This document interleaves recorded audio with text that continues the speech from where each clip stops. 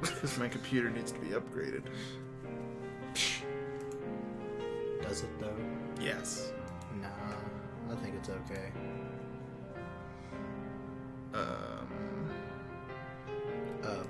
This one. I don't know why you saved on number 5. Because I go left to right. It's okay. Oh, this is where we left off. Hey, it's Olaf. I don't know what's going on. Weebwednesday with Wolfpack. Hey guys, it's Vash. We're playing a game we shouldn't take breaks from.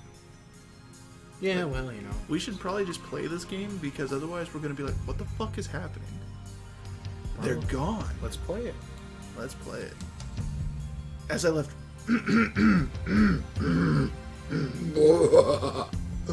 Rodicon. Sorry. Everyone vanished before my eyes. I can't explain it.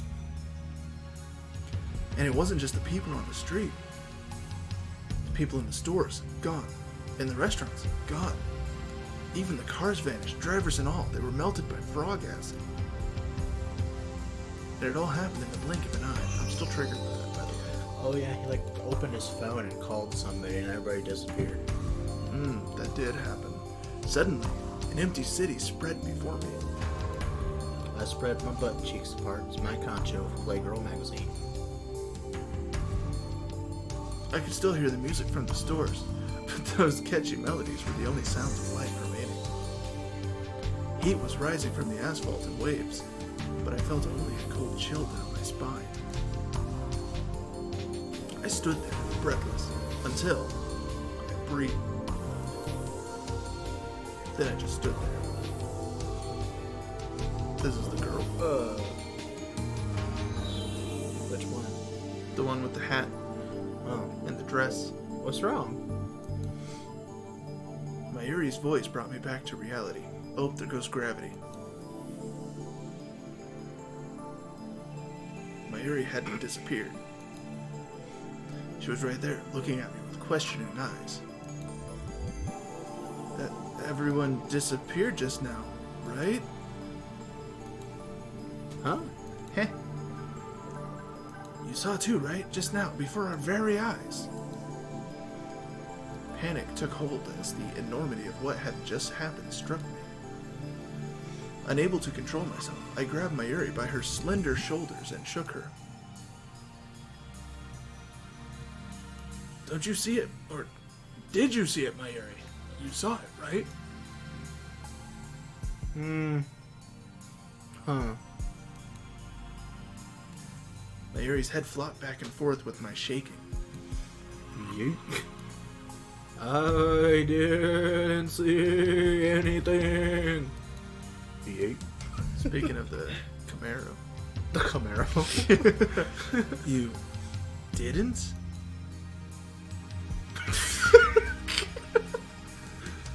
I stopped shaking her and looked straight into her eyes. She returned my gaze with eyes clear as glass marbles. That's weird. Why are her eyes clear? You saw nothing? Nothing at all? There were people a second ago, weren't there? There were? Even the store employees are gone. It's impossible by any measure. Of course they are. Her reply didn't make any sense. It was like this was when... Take two.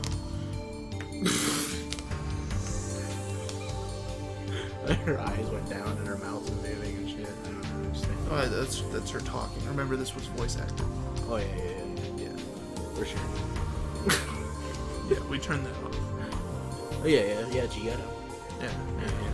You know what I'm saying? Puff, puff, pass, motherfucker. It was like this when we got here. Oh, I know. You're seeing things, aren't you? I'm not crazy. I'm sure it's because of the heat. Tootaroo. How could she laugh at a time like this? I always thought she was a bit strange, but maybe her brain is actually broken. It's possible. I realized that she couldn't help me. With nowhere else to turn, I looked up at the bright blue sky. There wasn't a cloud in sight. The scorching summer sun shone bright through the gaps between Akiba's buildings. Naturally, my eyes drifted to the top floor of Radicon, where I had been just a moment before. Words. K-books. It's like e-books, but Korean. I just like the PC, XB, and then DP. Like, Oh, the signs? yeah, like yeah. PC, like computer, and then Xbox, and then DP? Double penetration? Digital PlayStation? Dudes play. Dudes play. Dudes play. There it was, an enormous machine, like some kind of satellite embedded in the roof of a building where, not 5 minutes before, I had found Makise Kurisu's body in a pool of blood. What happened to her? Well, she was in a pool of blood, so she probably died. Just before everyone disappeared, I could have sworn I heard an ambulance siren. Makise Kurisu might still be in that dark, narrow passageway, cold, bloody, and alone, and dead. The thought disturbed me, but the question at the forefront of my mind was, what the hell is that satellite doing there? Right before Dr. Nakabachi's presentation, the building shook like a bomb had exploded. The roof door lock had been broken, and beyond it someone had placed a satellite-like machine surrounded in smoke and glowing dust. When I first saw it, the satellite was on the rooftop. But that's not what I was seeing now. The satellite had penetrated the top floor of the building, obliterating the room where Dr. Nakabachi's press conference had been held. It must have fallen out of orbit without burning up in the atmosphere somehow. I knew it was crazy, but what other explanation could there be? The real question was, a lot of real questions. When did that happen? Tuesday. But the real question was, why? Mayuri, about the satellite. Yep. What a surprise, huh? What do you mean? What was the surprise? It made a huge kaplow sound. Those eyebrows, though? Some fucking weird-ass looking eyebrows. It's going through her hair, dude. I mean, that's normal in anime. A huge kaplow. It certainly did make a sound. I just imagine, like, they're just sitting there talking, and you just hear, and then it's there. But I don't think it was kaplow. It was yeet. It was more like, yeet. Did that satellite fall out of the sky? Did it? Do you think any aliens were on board?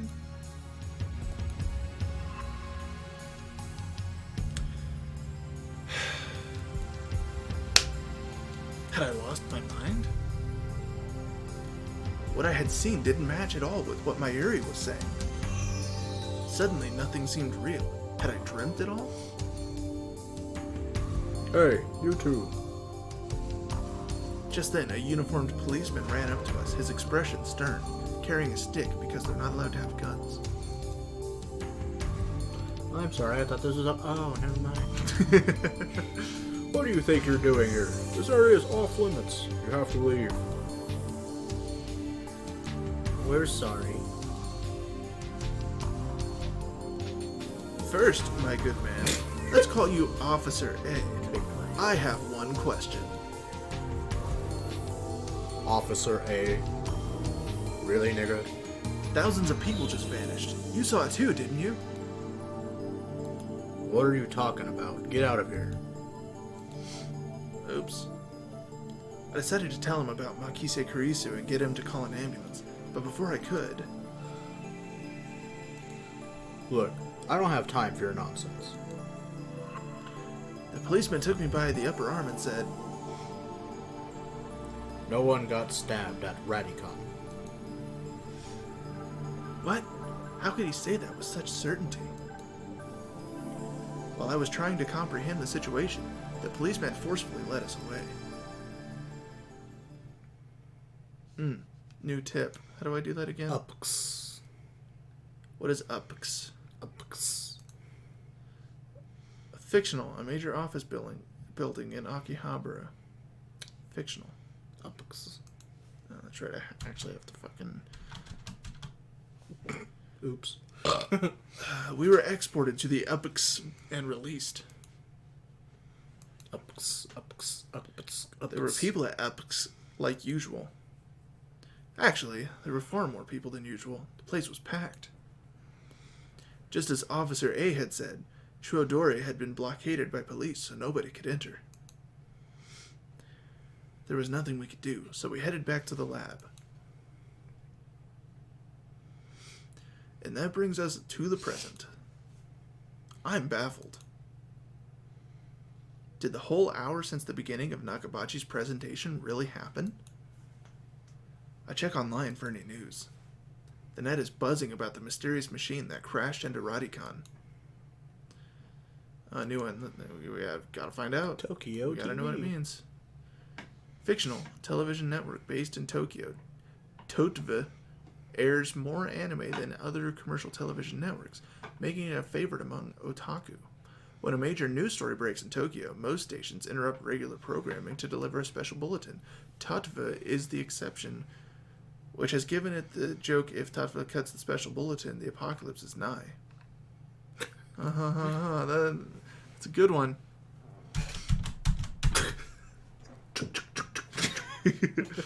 All of the major stations in Tokyo, even Totve, are running special bulletins about it. The apocalypse is nigh. Fortunately, it doesn't look like anyone was hurt, but Chuodori is still closed off. Big rips, my dude. Akihabara Station is jammed with reporters and curious onlookers. Nobody has mentioned anything from the disappearance of thousands of people from the Akiba streets, nor about Makise Kurisu's murder. It's all a mystery. A mystery? I see. So that's it. From the sofa, I sprang to my feet, a wide grin on my face. Not a whole lot to make fun of in this episode so far. Just stuff is happening. Daru and Mayuri turn and stare. This is all an elaborate cover-up by the organization. Their influence has corrupted local law enforcement, which means our entire government may already be under their control. My God. But they underestimated me, for I am not so easily played. One day, I will expose their deeds and put an end to their reign. Having come to a satisfactory conclusion, I take a celebratory bottle of Dr. P, my favorite soda, from the fridge. Dr. Phil. Dr. Phil soda. Dr. Phil McGraw soda. The lab... Take two. Kobe. The lab... the lab. Kobe. The lab has no air conditioning. Ice-cold drinks are essential. Ah, Elixir Intellectuals. A drink fit for a genius. Cola's better. All Cuddy really loves is Dr. P. I pity the fool who knows not the greatness of this beverage. Mwahahaha. Alright, Mr. T, calm down. Step through the... FBI, open up. Step through the curtain dividing its center, and you'll enter the heart of the Future Gadget Laboratory, the development room. Oh, God. Just as the name implies, this is the room where we develop future gadgets. Needless to say, it is strictly off limits to outsiders. That's why we have the state-of-the-art security of a curtain blocking it. Yes, I know the setup is cheap. I would much rather have an airlock than a curtain, but our research budget is already scraping the bottom of the barrel, meaning nothing. Besides, what's important isn't money, it's ambition. I poke Daru and bid him follow me into the development room. All of the windows here are weather stripped with packing tape, so it's dim and hot, almost like a sauna. I've been wanting to buy an air conditioner for the lab, but there's no money for that. We're currently accepting donations. Upon entering the development room, I picked up the lab coat that's lazily draped on the chair and put it on. I always wear a lab coat in the development room for practical reasons as well as symbolic ones. It's symbolic! Got it, man. Daru, however, refuses to wear his. Putting it on and taking it off is apparently too much trouble for him. He can't be bothered to do anything that doesn't interest him. It's men like him who give our generation a bad name. You fucking millennials. His lab coat, purchased from my own pocket money, I might add, just sits on the shelf. It's never been worn and probably never will be. Daru, is the plan progressing smoothly? What plan exactly? Daru gives me a blank look. That's a very blank look. I sigh. And turn his attention to the table in the middle of the room. Microwave oven. Gotta see it. What's a microwave oven? Cooking appliance which heats food by bombarding it with microwaves. Originally called the radaringe. Radaringe? Radar orange. The microwave was invented when the radar technician accidentally discovered that electromagnetic waves could warm food. Afterwards, research continued and the consumer appliance version was launched in America in 1947. It emits electromagnetic waves at a frequency of 2.45 gigawatts. This is a special frequency known as the ISM band, which is also used by wireless LAN devices. Consumer grade output is around 500 to 1,000 watts, and commercial grade output is around 1,500 to 2,000 watts. Isn't that crazy?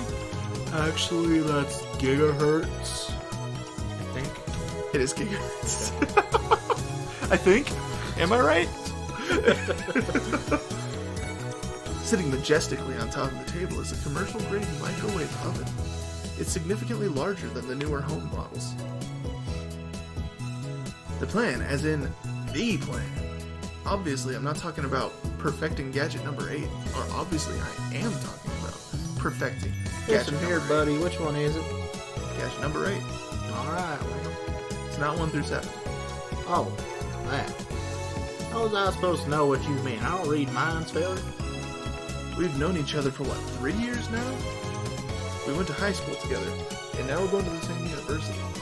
We share an inseparable bond, like prison cellmates. That's a weird analogy. He's only been a lab member for 2 months, though, and he's already built a ship, and I'm afraid he's going to use it on me. We were in different classes junior year, and actually we didn't talk at all, so 2 years. Details. The point is, we've known each other a long time. I expect you to keep up with me here. Nope. And he said, Nope. nope. Fucking hate that guy. Awkward silence. Man, all I wanted to do was have one of those cool cryptic conversations where we talk about plans and preparations and other important sounding stuff, but no one knows what it means except us. Shot down again. So are we any closer to figuring out what's wrong with gadget number 8? Yeah, it doesn't work. Not yet. So far, the Future Gadget Laboratory has completed a total of 8 inventions. FutureGadgetLab.com. I wonder if that's an actual website. As I explained to Alpaca Man, the lab's primary goal is to develop weapons for the war against the Dark Dominion led by the organization that rules the world from the shadows. Man, I need some water. I need some water. Are you looking up the website? FutureGadget-Lab.com. Oh, okay, we have dashes. Dash Lab, yeah.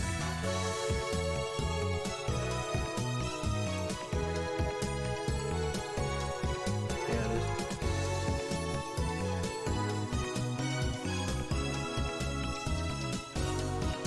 Oh shit! It takes you to the actual website. What the fuck? That's cool! Whoa! They get a friend request some random ass person I've never heard of. Alright. Well, on that awesome note, let's end this episode. It's like 20 minutes long. We're not just fucking with you. It is a real website. Yeah, look it up. Just letting you know. It looks just like this. Yeah. And it probably has some cool things hidden in it. I don't know if anyone's ever actually, went through the website, because I've never heard of it. Oh, yeah, that's trippy. Anyway, peace. Lay.